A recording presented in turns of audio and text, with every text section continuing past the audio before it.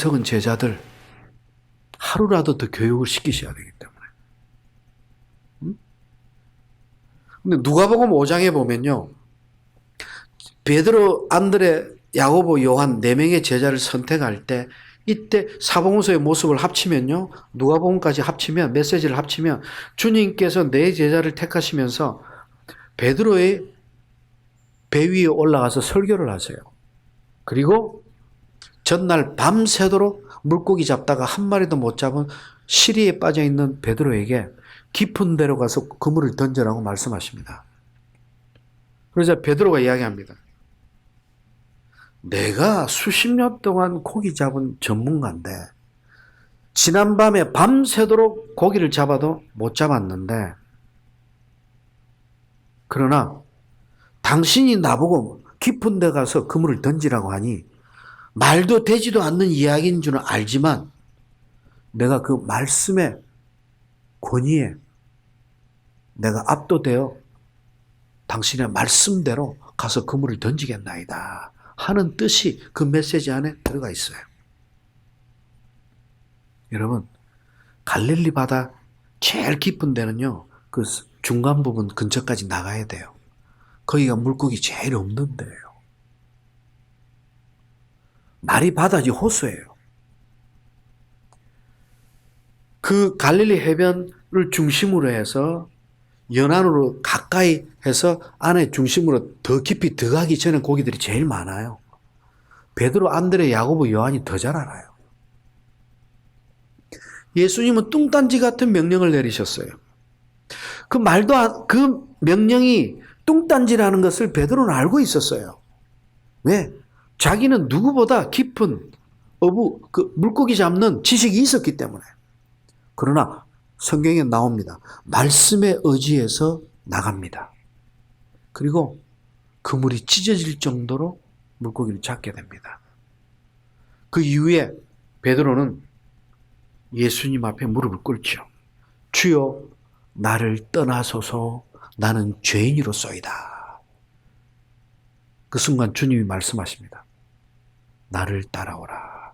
내가 사람을 취하는 어부가 되게, 사람 낚는 어부가 되게 하겠다. 그리고 그 순간 베드로, 안드레 배를 버려두고 떠납니다. 주님을 따라갑니다. 안드레, 야고보 배만 버려둔 게 아니에요. 성경을 잘 읽어보시면 부모 형제를 버려두고 떠납니다. 심지어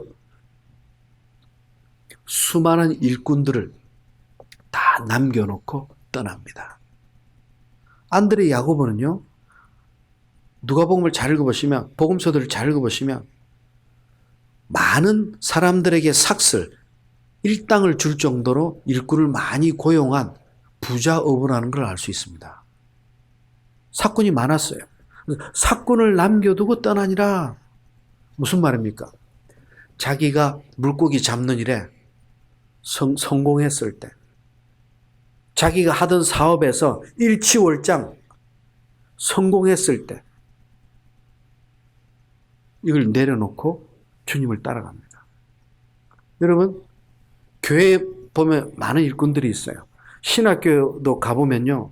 전도사님들이 신학교 많이 옵니다. 근데 보면요. 하던 일을 삶의 현장에서 하던 일이 일취월장에서 승승장구할 때 그 세상의 고리를 끊고 모든 걸 내려놓고 주님을 안드레, 야고보 이 어부들처럼 따라가는 종들은 많지 않습니다. 가게 해보다가 실패하고 이 장사 해보다 실패하고 저 장사 해보다 또 실패하고 또 이 일 하다 또 안 되니까 그 다음에 나오는 고백이 있어요. 아, 하나님께서 나에게 세상 모든 일을 안 되게 하시는구나. 그럼 신학을 하라고 하시는구나. 그래서 신학 오시는 분들이 있어요. 아니에요. 반대예요.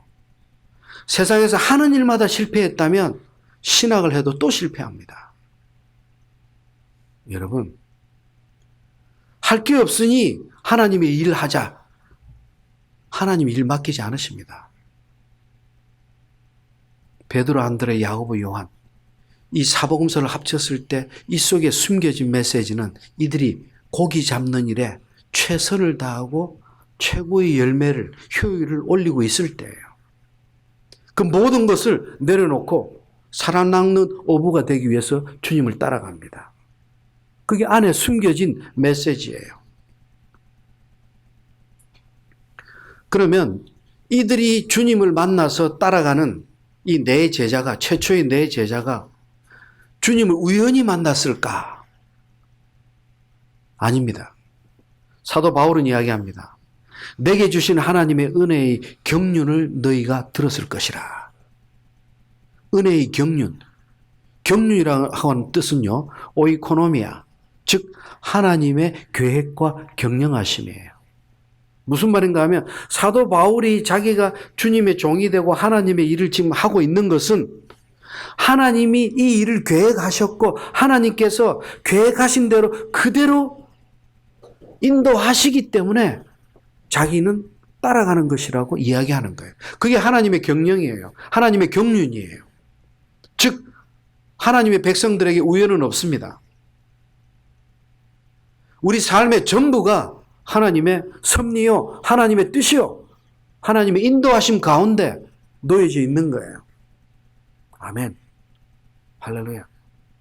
그래서 날아가는 참새 한 마리도 하나님의 허락 없이 떨어지지 않습니다. 참새 한 마리도 하나님 허락 없이 떨어지지 않을진데 하나님의 택한 거룩한 백성은 말할 필요가 없습니다. 그래서 길을 가다가 무슨 일을, 또 일을 하다가 무슨 일을, 여러분 모든 것이 하나님의 뜻 가운데 있습니다. 그러나 분별해야 될 게 있어요. 자기가 적당히 하고 대충 하고 자기 죄 짓고 나서 일어나는 일들, 이거 하나님의 뜻 아니에요. 이건 반대입니다. 반대. 진리와 기도 안에서 하나님 앞에 거룩하게 서 있다면 그 사람의 삶의 전부는 하나님의 뜻입니다. 우연의 일치는 없습니다. 모든 것이 하나님의 섭리고 하나님의 경륜으로부터 나온 겁니다.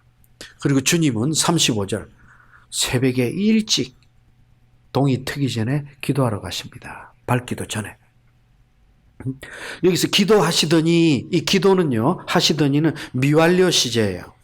무슨 말입니까? 주님께서 지금만 기도하는 게 아니라 이전에도 기도하셨고 계속 기도가 될 것이라는 거예요. 미완료입니다. 주님의 기도는 계속되고 있다는 것을 시제를 통해서 지금 이야기합니다. 마가복음에는요, 예수 그리스도께서 혼자 기도하시는 장면이 3번 나옵니다. 첫째, 지금 새벽 기도하시는 장면이 나오죠.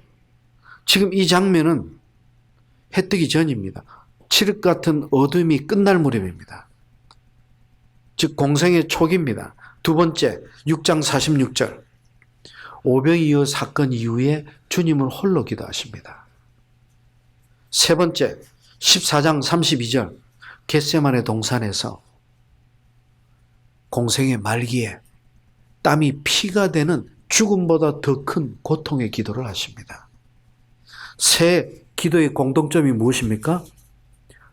칠흑 같은 밤의 기도를 시작해서 어둠을 밝히는 기도였다는 거예요. 무엇을 의미합니까? 칠흑 같은 어둠, 즉 무거운 죄 가운데서 살아가는 불쌍한 영혼들을 위한 빛의 기도를 우리에게 비추어 주고 계신 거예요. 오늘날 참 신비한 일이 있어요. 우리 성도들이 진리를 붙들지 않고도 신앙생활 잘해요. 전혀 회개가 없어요. 기도하지 않고도 교회 잘 다녀요. 즉 교회의 핵심 두 근본인 진리와 기도, 말씀과 기도, 이 두 개 없어도 찬양 하나만 들고 신앙생활 잘해요. 전혀 자기는 어색하지도 않고 느끼지도 못해요. 그게 얼마나 불쌍한 신앙생활이라는 것을 모르고 있어요. 여러분, 찬양 하나 붙든 그 신앙생활은요, 승리할 수가 없어요. 기도도 마찬가지예요. 어떤 교회 가보면 2019년 표어가 오직 기도예요. 새벽부터 철야까지 위에다가 부제를 딱 붙여놨어요. 여러분, 진리 없는 기도는 공허한 메아리예요. 자기의 생각, 자기의 뜻을 아뢰는 거예요. 그건 참 기도가 아니에요. 중언부언이에요. 성도들이 기도하는 걸 녹음해서 들어보세요. 8, 90%는 자기 의식주 해결해 달라는 거예요. 하나님의 거룩하신 뜻은 없어요, 거의. 기도는요, 내 뜻을 하나님께 맞추는 게 아니에요. 하나님의 거룩하신 뜻, 즉 하나님께서 나를 통해서, 우리 가정을 통해서, 우리 교회를 통해서 이를 향한 하나님의 뜻이 무엇인지를 분별하기 위해서 기도하는 거예요. 내가 새로운 일을 시작해요. 그러면 우리의 기도는 하나님, 새로운 일을 시작합니다. 이 일이 승리하게 하여 주시옵소서. 열매 맺게 하여 주시옵소서. 무조건 성취에다 초점이 맞춰져 있어요. 절대 그런 기도는 낭망합니다. 그렇게 해서도 안 돼요. 기도의 본질을 바로 잡아야 돼요. 기도는 내가 지금 새로 시작하는 이 일이 하나님께서 이 일을 통해서 내게 무엇을 원하시며 그리고 이것이 참 하나님의 뜻인지를 이제 분별하라고 기도하라는 거예요. 즉, 이 일을 먼저 시작해놓고 기도하는 게 아니라 이 시작해야 될 이 일이 하나님의 뜻인지 아닌지를 분별해서 결정을 해야 돼요. 근데 우리는 시작해놓고 이제 하나님을 끌어내려요. 이거 해결해 달라고. 그러니 하나님 그렇게 기도했는데도 아슬아슬하게 1년, 3년, 5년, 7년 가면서 결국은 무너져 내리죠. 일을 하면서 기쁨이 없고 평화가 없어요.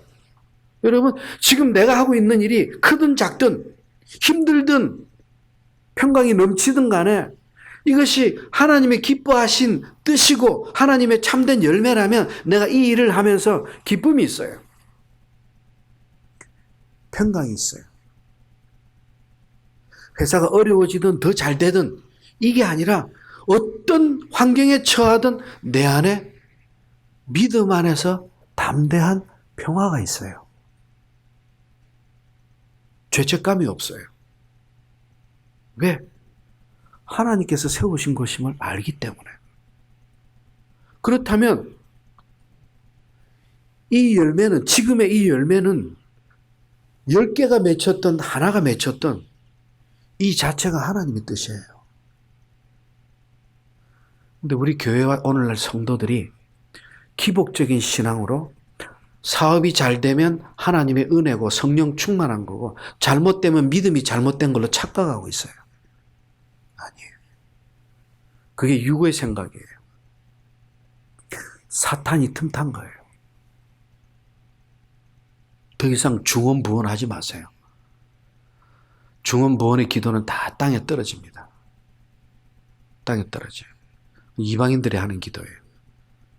여러분, 지금 주님은 이렇게 공생의 초기, 공생의 중간, 공생의 말기 홀로 걸쳐 기도하는 세 번의 모습을 통해서 어둠 가운데서 우리에게 빛으로 임하신 당신의 생명을 우리에게 부어주고 있다. 그리고 2장, 드디어 2장에는요 바로 서기관, 바리새인들이 바로 등장합니다.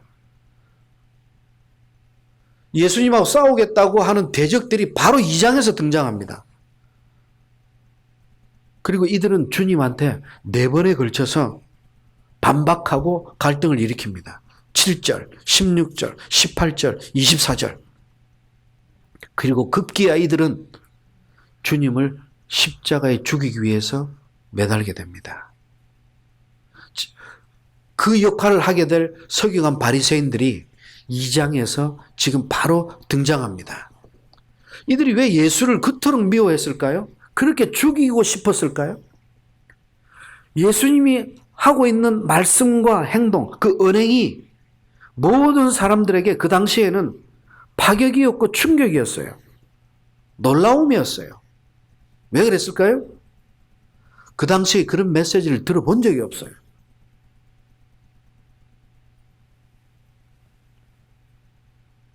성경에는 간음하지 말라고 나와요. 구약의 율법에. 근데 예수님은 한 수도 떠요. 네가 마음속에 품기만 해도 이미 간음을 행한 것이다. 성경 구약의 율법에는 살인하지 말라고 그래요. 근데 예수님은 거꾸로 그 원수를 사랑하래요. 구약에는 하나님의 말씀에 순종해 살아갈 때 능력의 삶, 부유한 삶, 풍족한 열매를 맺는다고 계속 나와요. 하나님의 말씀을 거역해서 하나님을 떠나 살아갈 때 척박한 삶, 저주의 삶을 살아간다고 나와요. 예수님은 반대예요. 가난한 자는 복이 있나니, 줄인 자는 복이 있나니.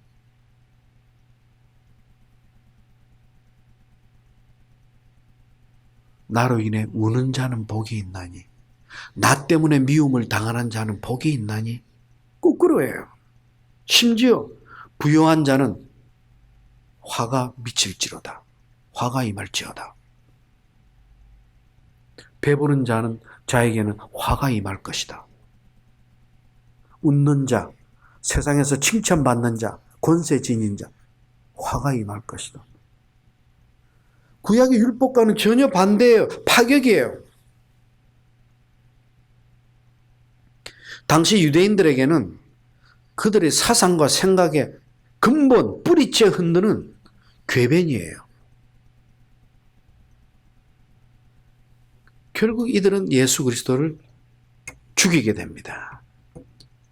그리고 3장 1절 회당에 들어가서 손 마른 자를 치유하시고 하면서 이제 2장 1절 다시 한번 봅니다. 2장 1절 수일 후에 예수님께서 다시 가버나움으로 들어가십니다. 가버나움은요 갈릴리 바다 제일 북쪽 바로 북서쪽에 있는 그 작은 도시예요. 가버나움. 예수님은요 애굽으로 피신하셨다가 다시 돌아오셔서 나사렛에서 생활하셨어요. 나사렛에서. 그리고 나사렛에서 사시다가 마태복음 4장 13절에 보면 가버나움으로 이사하십니다. 예수님의 집이 가버나움에 있어요. 그래서 마태복음에는 가버나움을 본 동네라고 표현을 합니다. 왜? 12 제자들 중에 가버나움 출신이 5명이나 있어요. 베드로, 안드레, 야고보, 요한, 마태. 마태가 가버나움의 세관에 근무했어요. 12명의 사도들 중에 5명이 가버나움 출신이고 예수님의 집도 가버나움에 계세요. 그러다 보니 예수님은 가버나움에서 본격적으로 많은 사역을 하셨어요. 그러니 어떻게 됩니까? 가버나움에 있어서 예수 그리스도의 인기는 하늘을 찌를 듯합니다. 그래서 지금 1절 2절에 보면 예수님이 가버나움으로 집으로 돌아오신다는 소문이 들리니까 소문을 듣고 수많은 사람들이 집 앞에 인산인해를 이룹니다. 지금 이 집은 베드로의 집인지 예수님의 집인지 정확치는 않습니다. 학자들의 의견이 약간씩 나눕니다. 제가 볼 때는 예수님 집일 수 있어요. 왜? 나중에 지붕을 뜯을 때 베드로의 집 같으면 아마 변상을 해 주셨을 거예요. 지금 제가 이 2장의 메시지는 4명의 친구들이 한 중풍병자를 데리고 예수님한테 찾아온 장면을 소개하고 있어요. 근데 이 메시지는 마태복음 9장, 마가복음 2장, 누가복음 5장, 공간복음에 다 나옵니다. 다 나오는데 제가 마태복음에서 이 이야기를 안 했던 이유가 마가복음에서 가장 상세하게 기록을 해놓고 있어요. 자, 우리 장면을 한번 보겠습니다. 가버나움에 주님이 도착했어요. 집에 많은 사람들이 몰려들었어요. 왜 몰려들었을까요? 예수님에 대한 소문을 많이 들었어요. 예수님이 병도 고치고 그리고 많은 질병도 고치고 이적을 베푸시고 하는 많은 이야기들을 소문을 다 들었어요.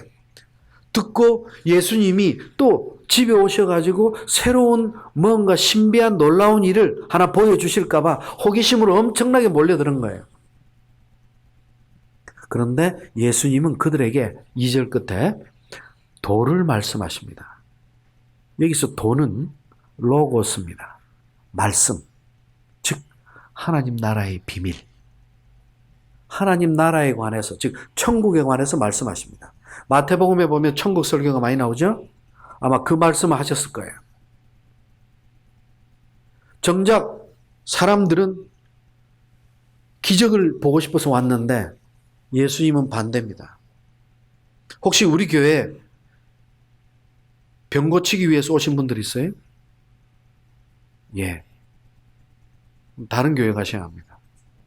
그러나 진리를 듣다가 하나님의 진리 안에서 우리도 모르는 때, 하나님의 때에 질병이 낫는 놀라운 이적들을 우리는 많이 체험하게 됩니다.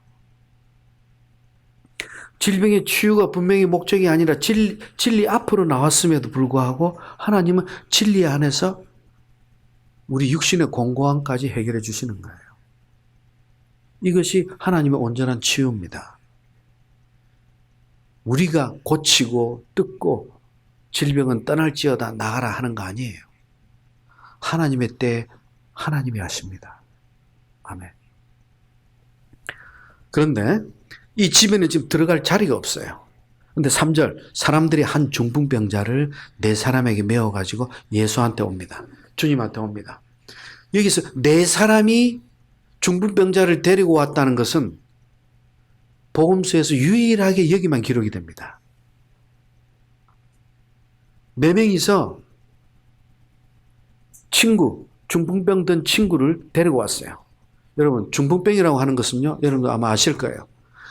주로 뇌출혈로 인한 질병입니다. 뇌출혈로 인해서 부분적 마비 또는 반신불구, 전신불구가 되는 거예요. 일반적으로 이 중풍병에 걸리게 되면요, 첫째, 말이 어눌해지고 말을 잘 할 수가 없어요. 그리고 걸을 수가 없어요. 타인에게 의존할 수밖에 없어요. 지금 이 사람은 심한 중풍병입니다. 뇌출혈이 심했던 것 같아요. 내 친구가 들어서 올 정도면 이 꼼짝없는 중증 환자입니다. 중증 환자. 그런데 이들이 예수님 집에 와보니까 사람이 너무 많아서 들어갈 수가 없어요. 근데 안을 가만히 들여다보니까 예수님이 집 안에 어디에 앉아 계신지 위치는 대충 파악했어요. 그래서 머리를 씁니다.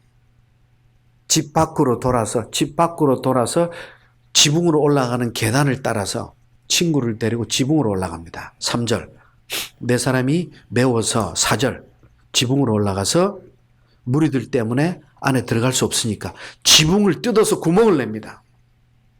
여러분, 친구가 누워있는 들것을, 사람이 누워있는 들것을 구멍을 뚫어서 내릴 정도면 이 집 완전히 대파된 거예요. 엉망진창 만들어 놓은 거예요. 2000년 전에 집 구조를 아셔야 돼요. 첫째, 집을 지을 때 진흙이 있어야 돼요. 흙이 있어야 돼요. 그리고 지푸라기가 있어야 돼요. 지푸라기를 섞어서 진흙을 이렇게 빚어서 이걸 햇볕에 말려서 이거를 쌓아서 다시 흙으로 바르고 거기다가 나무로 또 짜서 판넬을 씌우고 또 일부 부잣집들은 그 위에다가 지붕에는 기와까지도 만들어서 올렸어요. 근데 예수님의 집이라면 그렇게 부자는 아니었어요. 요셉이 목수였어요. 예수님 삶의 그 중심에는 항상 가난하셨어요. 예수님이 돈 벌고 싶으면 얼마든지 부자 될 수 있었어요. 예수님의 삶은 가난하셨어요.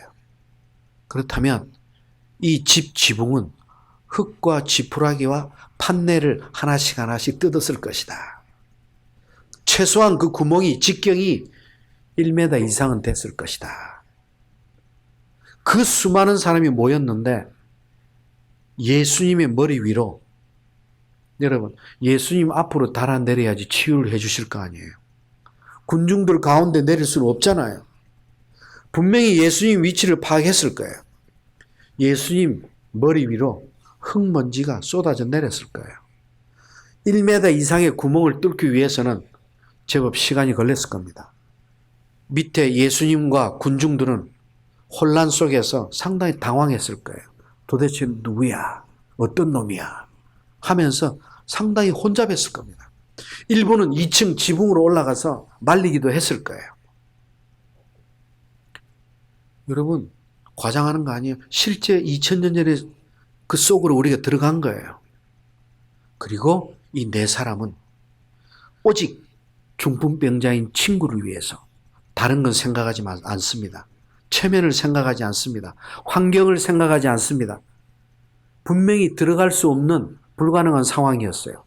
그러나 집에 지붕을 뜯었습니다. 오늘 이렇게 사람이 많으니까 내일 다시 와도 되겠지. 그런 생각 갖지 않았어요. 오직 이 자리에서 주님을 만나겠다는 한 가지 생각 외에는 아무것도 생각지 않았습니다. 오직 친구를 회복시키기 위한, 그리고 이 사람을 만나면, 이 사람이라면 반드시 우리 친구를 회복시켜 줄 수 있다는 믿음을 가졌어요. 그리고 지붕을 뜯었어요. 결사적으로 친구를 내렸습니다. 5절 주님께서 말씀하십니다. 그들의 믿음을 보시고 중풍병자에게 이르시되 작은 자야 내 죄 사함을 받았느니라. 할렐루야. 여러분, 주님은요 지붕을 뜯기 시작할 때 이미 흙이 쏟아져 내렸을 겁니다. 먼지가 쏟아져 내렸을 겁니다. 주님은 이미 그들을 뜻을 알고 있었기에 그만하라. 너희들의 믿음을 내가 보았노라. 이제 나을지어다 하고 돌려보낼 수 있었어요. 집이 그렇게 무너지고 망가지기까지 주님은 끝까지 기다리셨어요. 그 환자가 당신 앞으로 내려지기까지 기다리셨어요. 그리고 첫 마디가 병을 고쳐주신 게 아니에요. 죄사함입니다. 죄사함. 여러분, 예수께서 그들의 믿음을 보시고, 여기서 그들은 누굴까요? 많은 학자들은 네 사람의 믿음일 것이다 이야기합니다. 그러나 더 훌륭한 해석은 환자를 포함한 5명의 믿음일 것이라고 이야기합니다. 왜 그럴까요? 왜 그것이 더 훌륭한 해석일까요? 여러분, 중풍병자 친구가 실려서 여기 오기까지 얼마나 힘들었을까요? 자기도 얼마나 힘들었을까요? 자기의 그 비참한 모습이 온 동네 사람들 앞에 다 보여지고, 그리고 그렇게 사람이 많은데 비집고 들어갈 틈도 없는데 2층으로 올라가서 친구들이 지붕을 뜯을 때 여러분들이라면 어떻게 했겠어요? 친구들, 아, 이제 그만해. 됐어. 너희들 이 정도면 최선을 다한 거야. 너무 고마워. 이제 그만해. 돌아가자. 남에게 피해는 입히지 말자. 돌아가자. 자기 집에서 여기까지 올 때까지도 한마디 불평을 하지 않았어요. 친구들이 지붕을 뜯는 그 시간까지도 환자는 믿음으로 기다렸어요. 왜? 오직 주님을 만나기 위해서. 이것이 믿음입니다. 주님은 믿음이라고 말씀하십니다. 여러분, 주님만 바라보면요, 환경이 보이지 않습니다. 조건이 보이지 않습니다. 이것이 믿음입니다. 이것이 믿음이에요. 하나님만 보이기 때문에 세상이 두렵지 않은 거예요. 내가 기도하고 결정한 일들이 두렵지가 않은 거예요.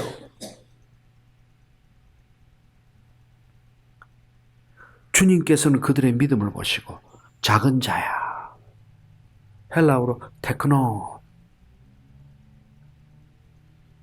이 작은 자야 하는 메시지는요, 마치 12년 혈류병 앓은 여인에게 따라 할 때 그 사랑과 애정이 담겨져 있는 거예요. 응? 왜? 이 환자가 얼마나 미안했겠어요. 자기 때문에 지붕을 뜯었고 자기 때문에 수많은 사람이 피해를 보고 있고 그 군중들 가운데 자기 때문에 사람들이 비켜나면서 예수님 앞으로 자기가 비참한 몸 상태로 지붕에서 내려져야 했어요. 얼마나 미안했을까요? 인간이라면. 주님은 다 아시죠. 주님은 그 안타까운 마음, 미안해하는 마음을 한순간에 다 치유해 주십니다.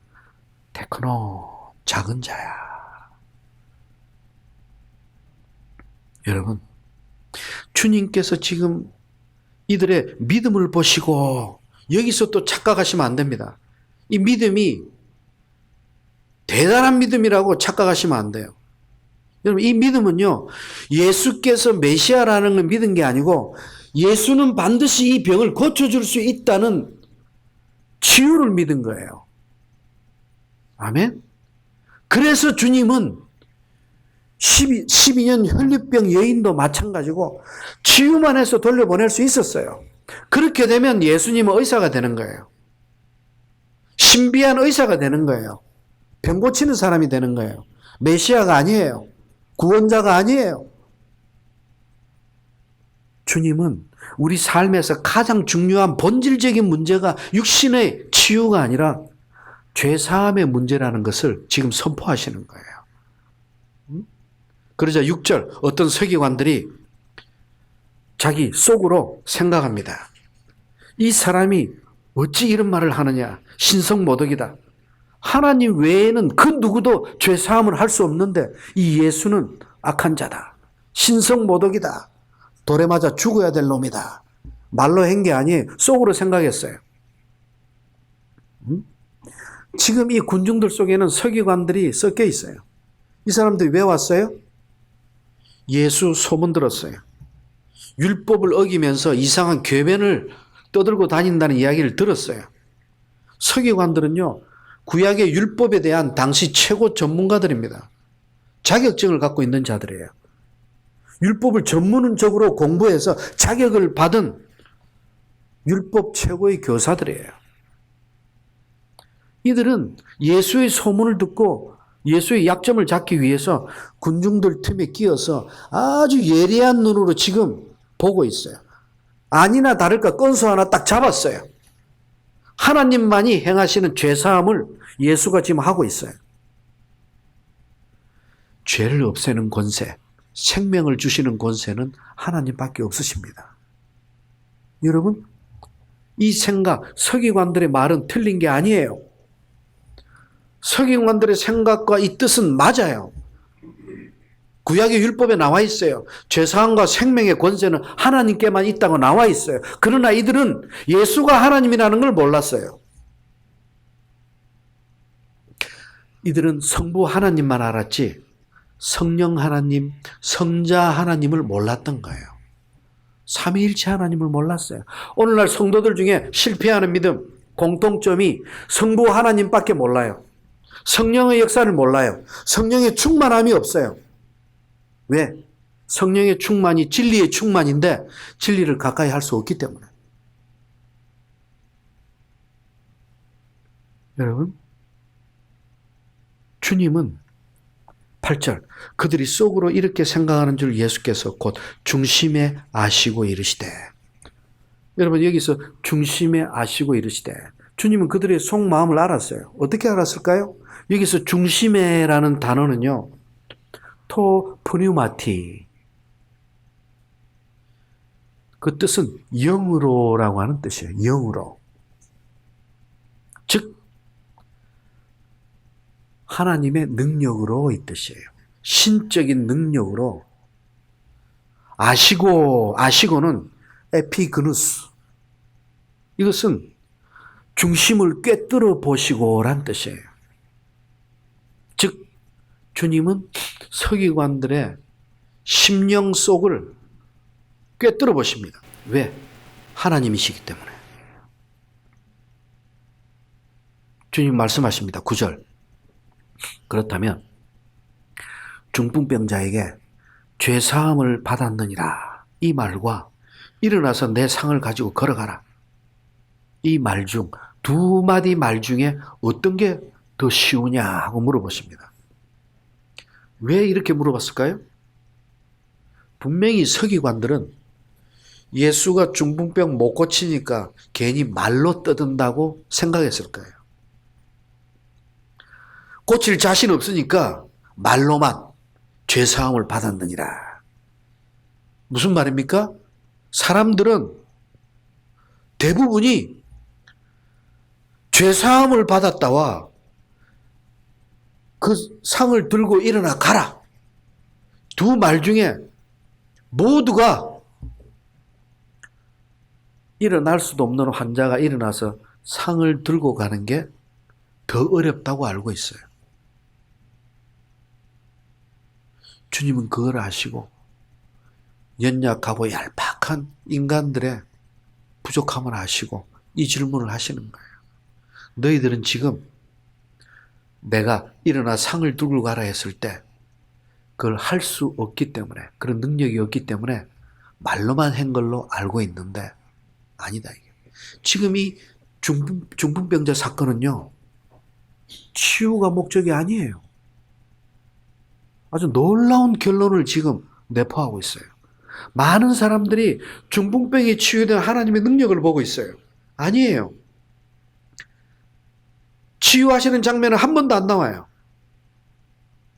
지금 예수 그리스도께서는 이 사건을 통해서 우리에게 주고자 하시는 진리는 10절.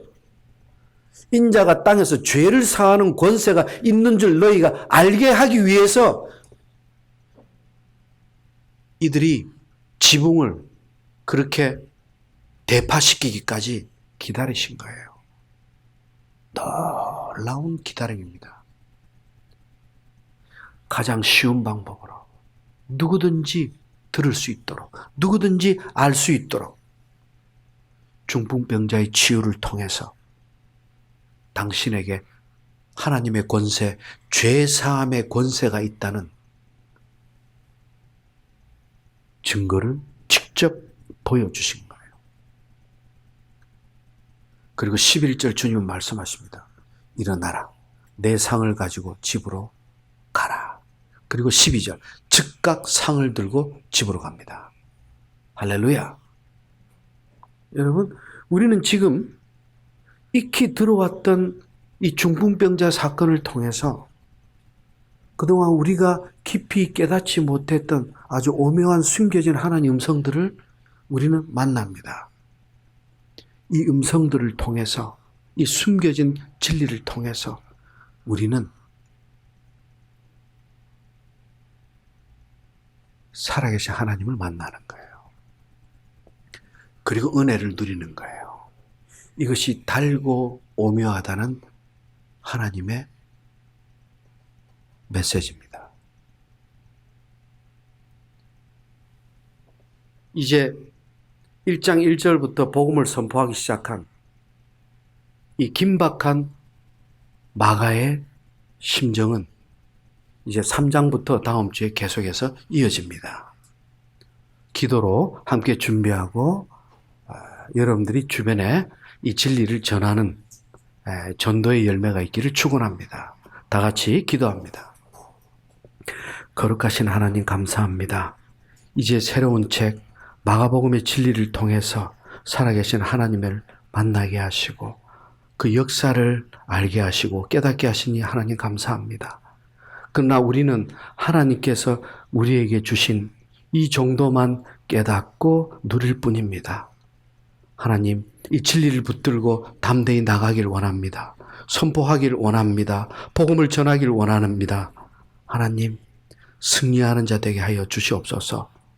믿음 안에서 하나님을 기쁘시게 오직 하나님께만 영광 돌리는 거룩한 삶이 되게 하여 주시옵소서.